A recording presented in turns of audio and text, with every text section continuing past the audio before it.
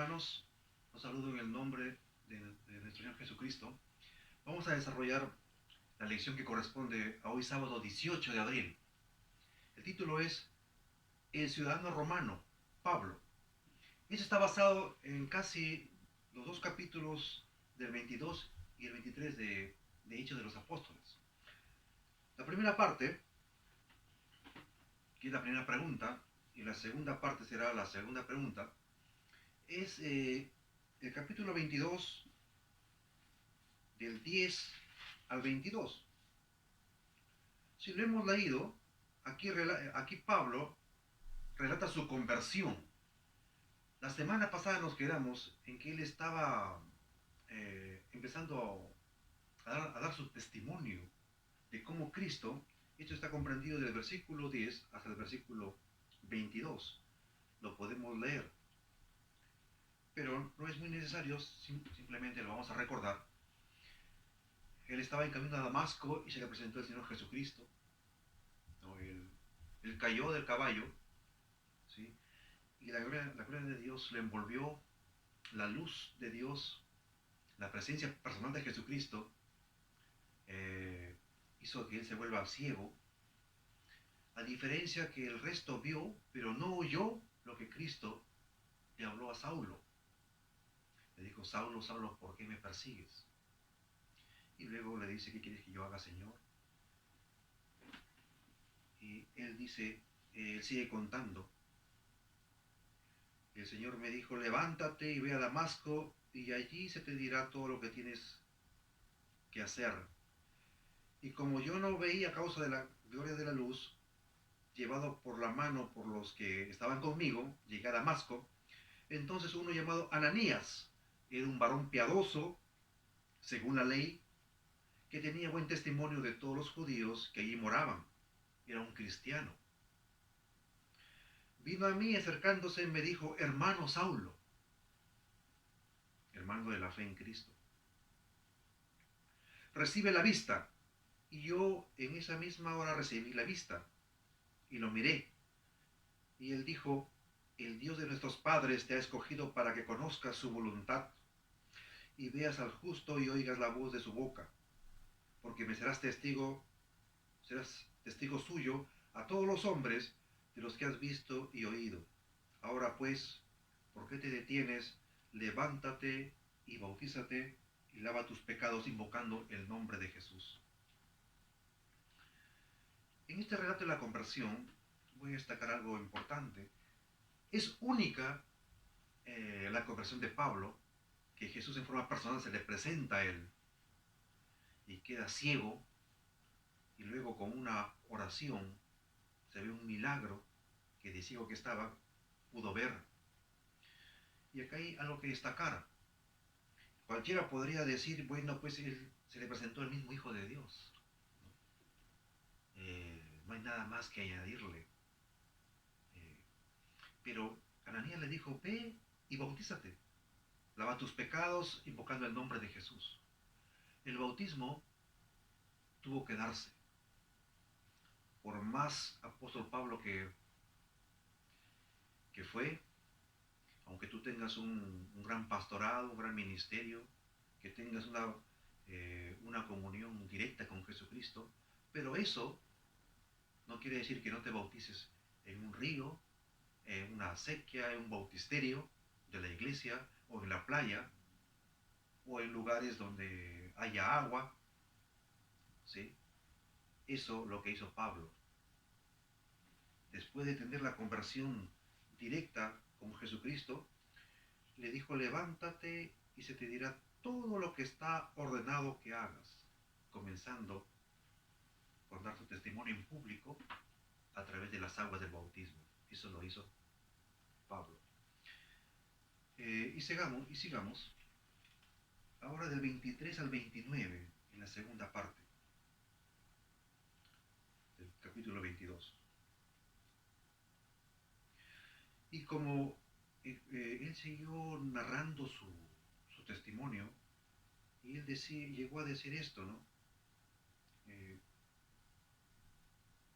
yo dije: Señor, ellos saben, relatando, que yo encarcelaba y azotaba en todas las sinagogas a los que creían en ti. Y cuando se derramaba la sangre de Esteban, tu testigo, yo mismo también estaba presente y consentía en su muerte. Pablo era copartícipe del apedreamiento, de las torturas que a muchos cristianos, y bajo su consentimiento daba muerte a los cristianos. Ese era Saulo. Y él sigue narrando, pero me dijo Jesús, él dice así, ve porque yo te enviaré lejos a los gentiles. Y oyeron esta palabra, la multitud, alzaron su voz entonces ellos, quita de la tierra a tal hombre, porque no conviene que viva.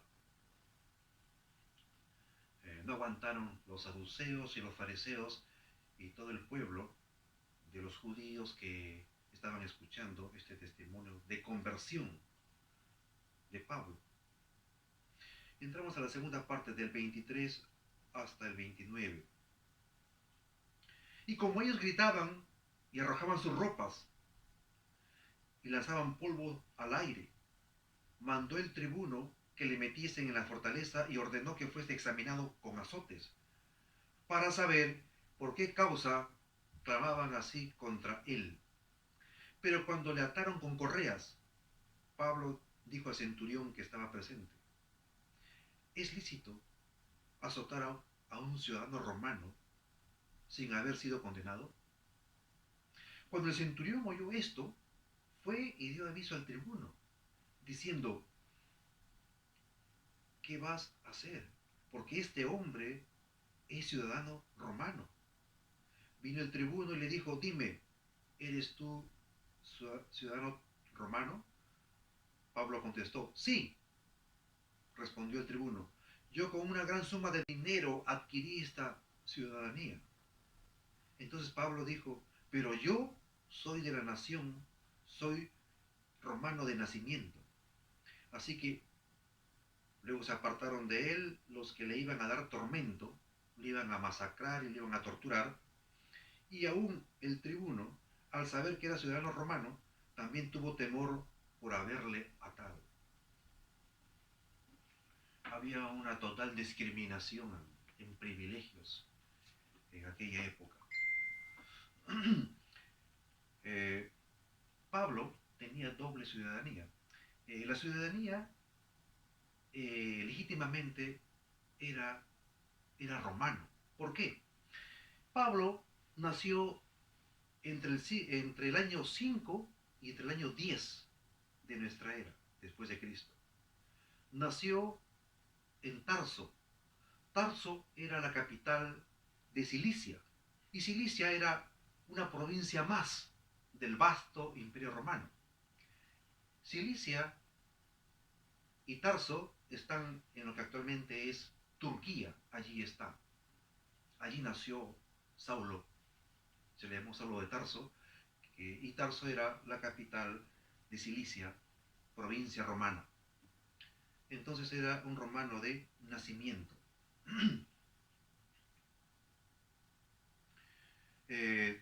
También él sigue, como sabemos, él sigue relatando su formación ahora, esos eran sus orígenes. Su formación en el judaísmo llegó al nivel tan alto de ser discípulo de Gamaliel. Ser discípulo de Gamaliel era tener un grado académico y de profundidad teológica en lo que al judaísmo se refiere. Gamaliel aventajaba a muchos con respecto a sus contemporáneos en el conocimiento del judaísmo. Era una autoridad en materia de las escrituras. A los pies de él se formó Pablo. Entonces Pablo pues era celoso de la ley, conocedor de la ley. ¿Sí? Eso era Pablo. Ahora, del versículo 30 hasta el 23, 1 y 5, dice, al día siguiente, queriendo saber de cierto la causa por la cual le acusaban los judíos, le soltó de las cadenas y mandó venir a los principales sacerdotes y a todo el concilio, y sacando a Pablo, le presentó ante ellos. Entonces Pablo, mirando fijamente al concilio, dijo: varones hermanos, yo con toda buena conciencia he vivido delante de Dios hasta hoy día. El sumo sacerdote Ananías, también se llamaba Ananías, ordenó entonces a los que estaban junto a él que le golpeasen en la boca. Entonces Pablo le dijo: Dios te golpeará a ti, pared blanqueada. ¿Estás tú sentado para juzgar conforme a la ley y quebrantando la ley me mandas a golpear? Los que estaban presentes dijeron: ¿al sumo sacerdote de Dios injurias? Pablo dijo: no sabía, hermanos, que era el sumo sacerdote, pues escrito está: no maldecirás a un príncipe de tu pueblo.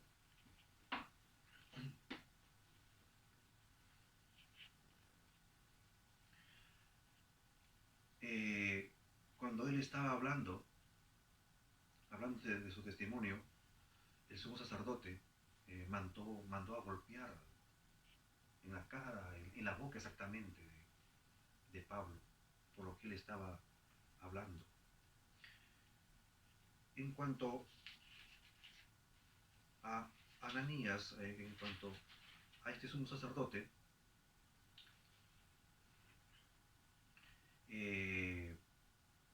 aquí hay un relato de una maldición, en el sentido de que Pablo pronuncia así, ¿no? Pablo dice, cuando fue golpeado en la boca, dijo: Dios te golpeará a ti, pared blanqueada. Eso le dijo. Algunos dicen que fue precipitado Pablo, otros dicen que tuvo mucha paciencia, pero el hecho real y concreto que así le contestó. Porque muchas veces se hace con precipitación, muy rápidamente, casi sin pensar, pero también se procede justamente. Algunos se demoran un poco más o un poco menos, y también proceden con justicia. Depende qué es lo que se dijo o qué es lo que se hizo.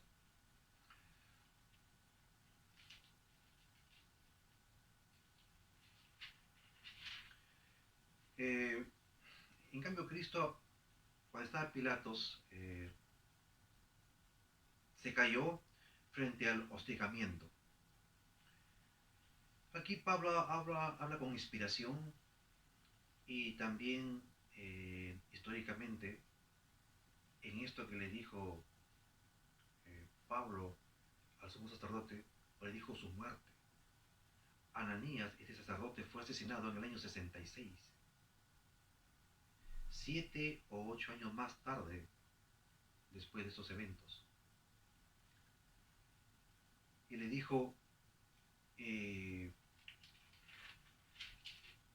esto que reconoció Pablo: ¿estás sentado para juzgar conforme a la ley y quebrantando la ley me mandas a golpear?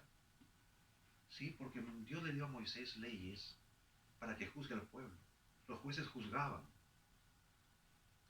Porque tener una disciplina férrea no está mal, eso es de Dios. Pero la ley de Dios no mandó esto, porque aquí hubo un reclamo. La ley judía permitía golpear, sí, pero solo después de un procedimiento judicial justo que comprobara la culpabilidad del acusado. Eso está en Deuteronomio 25, de 1 al 2. Eso sí. Y también está en Juan 7, 51. Pablo era un ex miembro del Sanedrín. Conocía perfectamente la ley y el procedimiento judicial correcto, y mantuvo su derecho para que se lo juzgara de acuerdo con la ley.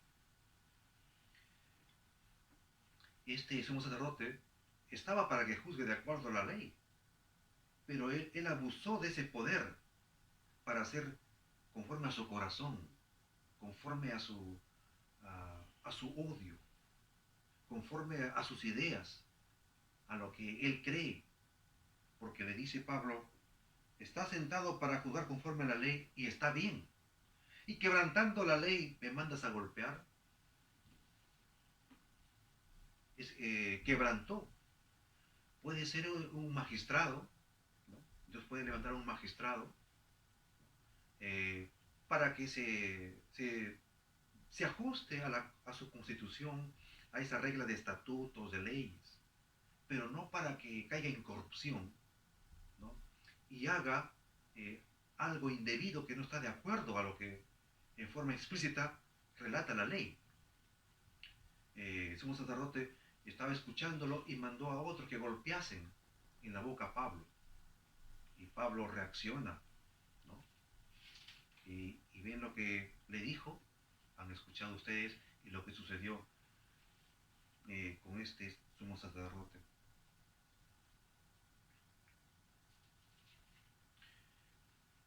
En la parte número 4 vamos a leer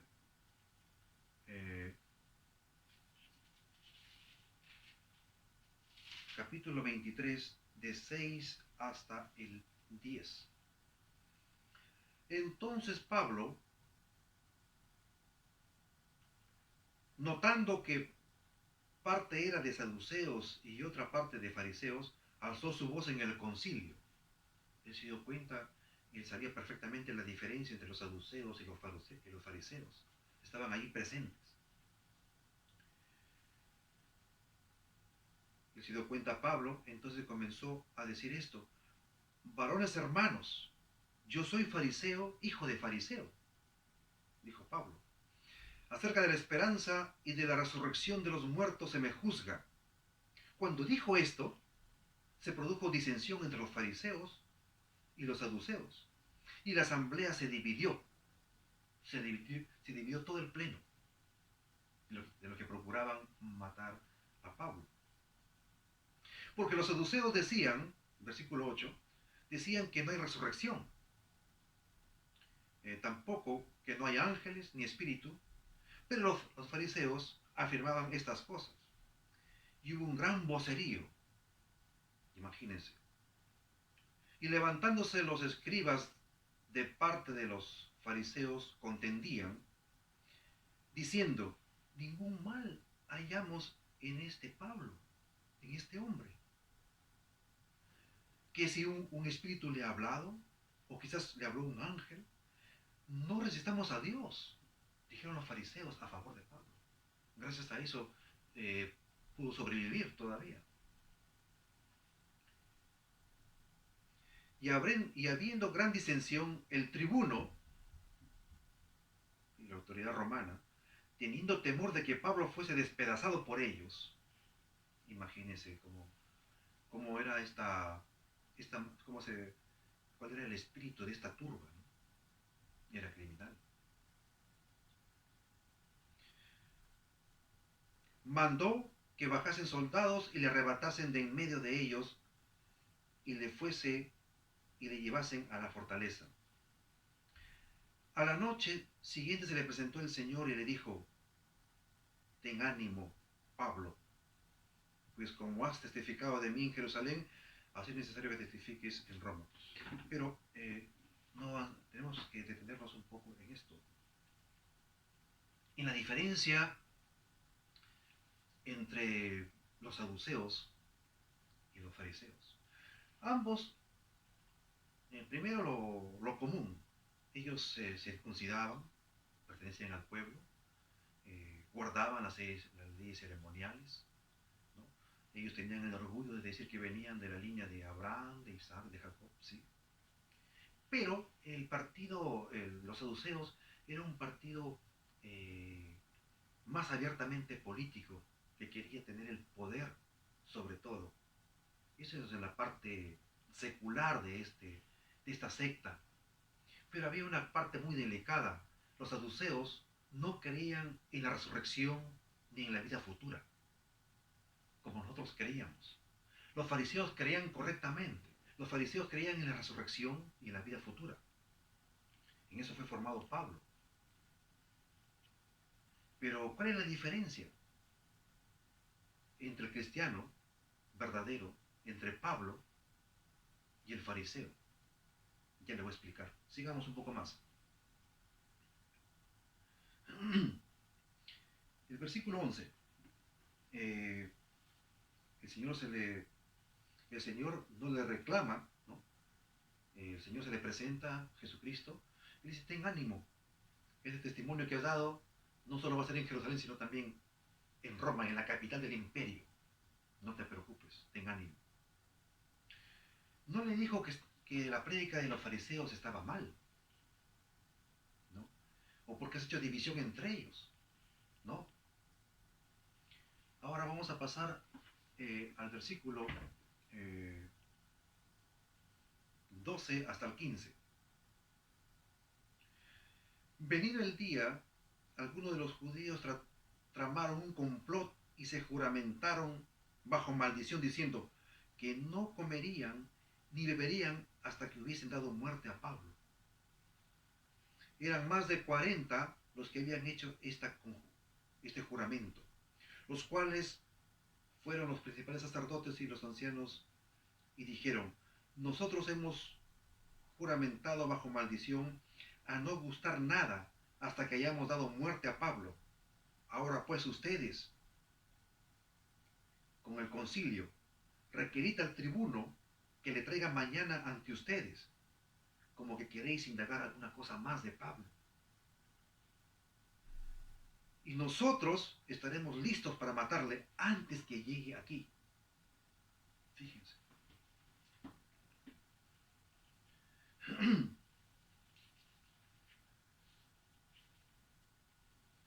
Esto es una trama.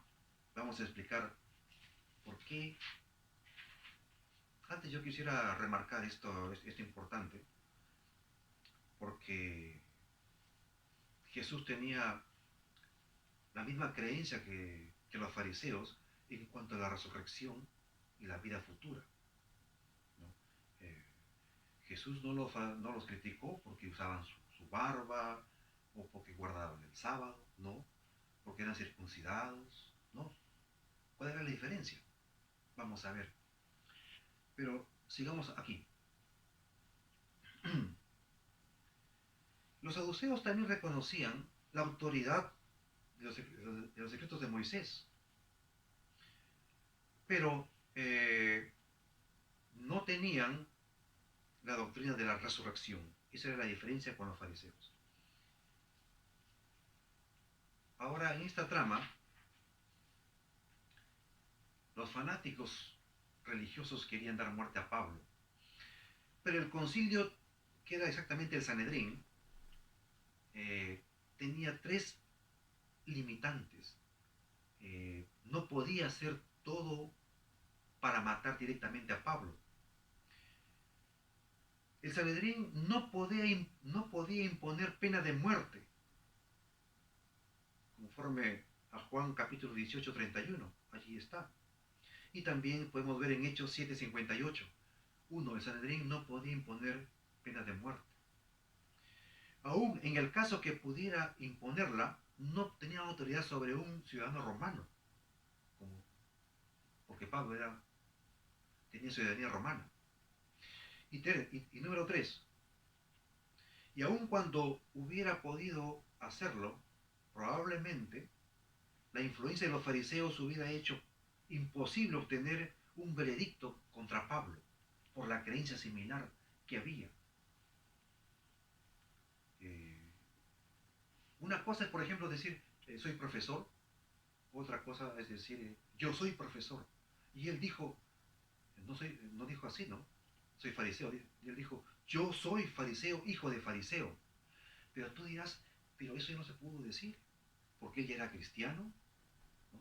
Él se le presentó a Jesucristo, como ustedes saben, una conversión portentosa y única. Fue bautizado en las aguas en el nombre del Padre, del Hijo y del Espíritu Santo, porque Ananías lo mandó a que se bautice, el que le puso las manos, vio el milagro de Dios. Pero él aún dijo, yo soy fariseo, hijo de fariseos. varones, hermanos míos. Así se refirió. Y ahí no pecó, porque cuando se le presentó Jesús esa misma noche, no le llamó la atención sobre eso. Entonces, ¿cuál es la diferencia?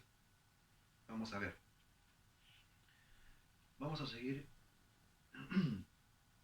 Ya sabemos las tres razones por lo cual el concilio no puede matar, porque no tenía la autoridad de imponer pena de muerte, sobre todo a un ciudadano romano no podía, y también y los que comandaban eran casi saduceos, porque el fanatismo del fariseo era más de carácter religioso. Los otros eran religiosos políticos, estaban siempre en las direcciones de los sanedrines, de estos grupos del judaísmo, ¿no? Tenían mucha alianza con, con los tribunos, con los centuriones, con lo que Roma había impuesto en esa época. Esa era la diferencia entre los saduceos y los fariseos. Ahora en Hechos 23, del 16 al 22.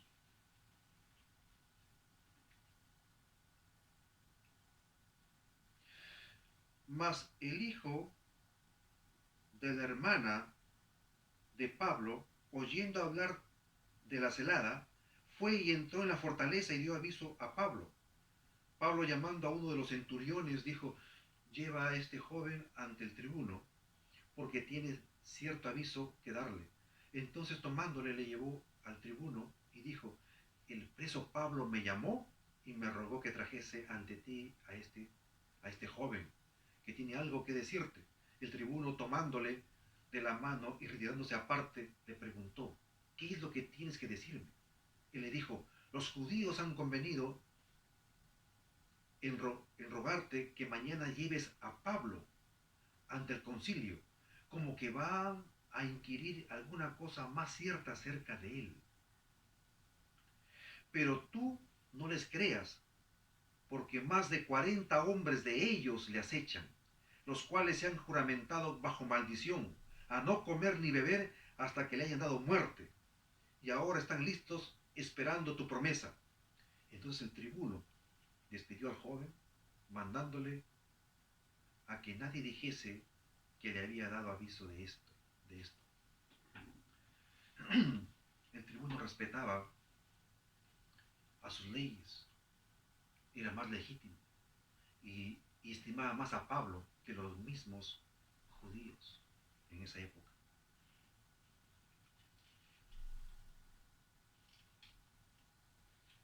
Bien,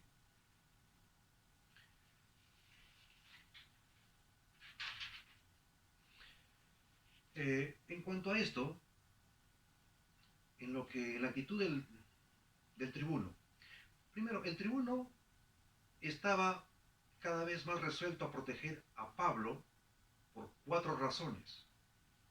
Porque, una, porque el apóstol era ciudadano de Roma, era ciudadano romano, era el tribuno era un militar, un administrador de los romanos que procedía con un espíritu más legítimo.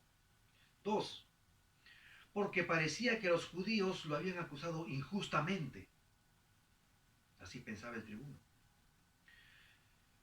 Tres, porque los dirigentes judíos estaban divididos entre ellos. Y cuatro, porque aparentemente esos dirigentes estaban procurando anular los intentos de Lisias de garantizarle a Pablo un juicio imparcial. Entonces el tribuno se puso de la justicia de sus leyes de proteger justamente a Pablo, ¿no? Él mandó que los soldados lo abrazasen, lo cargasen en peso, para que no lo matase el populacho. Así fue. Eh, Sigamos. Pero antes de seguir a esta última parte, vamos a hacer una pausa y luego continuamos. Regresamos en unos pocos segundos.